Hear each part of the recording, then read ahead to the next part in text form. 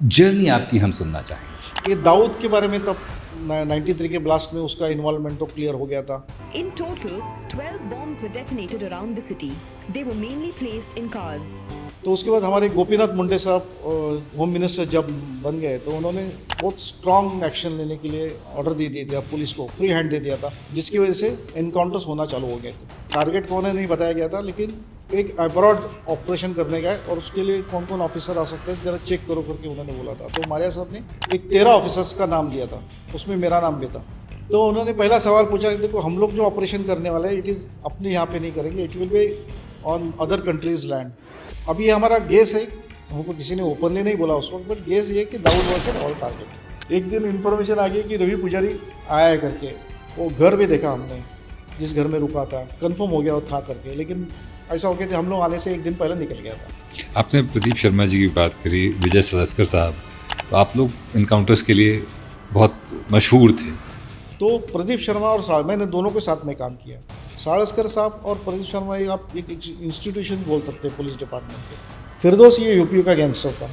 UP में उसने कृष्णानंदन राय करके एक एमएलए थे, उनके ऊपर AK-47 से 400 राउंड चलाई थी उन्होंने 5-6। वो गैंगस्टर्स को हमने स्पॉट किया मालाड में अपना शॉपर स्टॉप के सामने दोपहर के 1:30 बजे। तो दिन दहाड़े उसने फायरिंग चालू किया वहाँ पर। हमको जब फायरिंग करना है तो हमको एक तो अपनी जान बचानी और साथ ही साथ कोई इनोसेंट नहीं मरना चाहिए, तो ये प्रिकॉशन लेने के बाद में हमने उसको एलिमिनेट किया। तो वो DIG का डायलॉग था कि बॉस इसके जैसा एनकाउंटर मैंने ज़िंदगी में नहीं देखा। एनकाउंटर की न्यूज़ वहाँ पे पहुँची तो वहाँ पे घरों में लोगों ने दिए जलाए। वो इतना खतरनाक था, उसने 19 या 20 मर्डर किए थे। राज ठाकरे जी वाला क्या किस्सा था जो आपने उनका प्लानिंग चल रहा था कि इसको जब राज ठाकरे जी दौरे पे जाएंगे तो उनके ऊपर अटैक करने का प्लानिंग था। ये क्रिमिनल ही थे। माधुरी जी के साथ तो आप पढ़े हुए हैं कॉलेज में, तो कुछ यादें हैं उस समय? तो इलेक्ट्रॉनिक सर्विलेंस के माध्यम से कुछ मालूम पड़ा था कि किसी MD के ऊपर अटैक होने वाला है करके, तो दाऊद गैंग से होने का चांसेस था।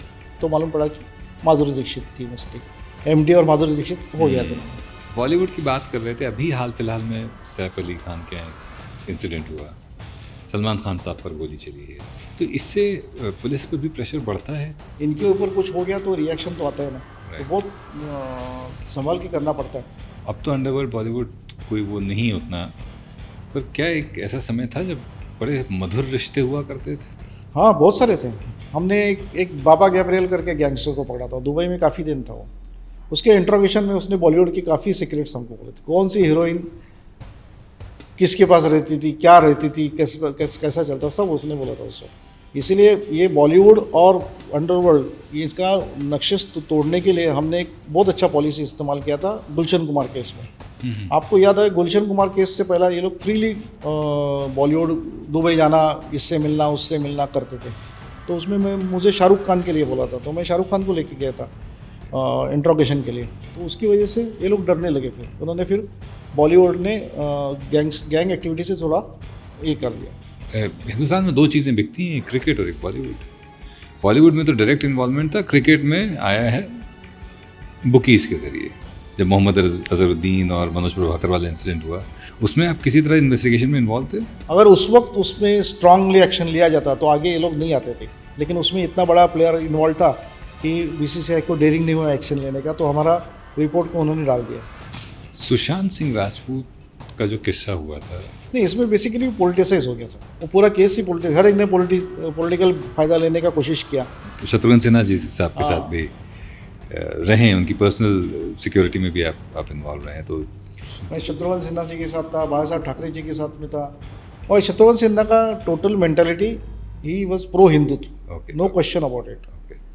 तो उनकी लड़की ने जो शादी किया, नेचुरली उनको थोड़ा सा कितना भी किया तो भी वो थोड़ा सा डिफरेंस तो पड़ता ही होगा। बाला साहब ठाकरे के साथ जुड़ी कुछ किस्से जो बाला साहब ठाकरे जी का वो किंग की तरह रहते थे। सर आपने 1993 का जो बॉम्ब ब्लास्ट, सीरियल ब्लास्ट थे बॉम्बे में, वो इन्वेस्टिगेट किया आपने। 2006 के भी जो ट्रेन ब्लास्ट थे वो भी इन्वेस्टिगेट किया। 93 का बॉम्ब ब्लास्ट था, वो जो इन्वेस्टिगेशन मुंबई पुलिस ने किया था without any previous experience, that was excellent piece of work बोल सकते हैं हम। एक सवाल इस 2006 के ब्लास्ट से जुड़ा हुआ, आप चाहें तो जवाब दें, चाहें तो नहीं।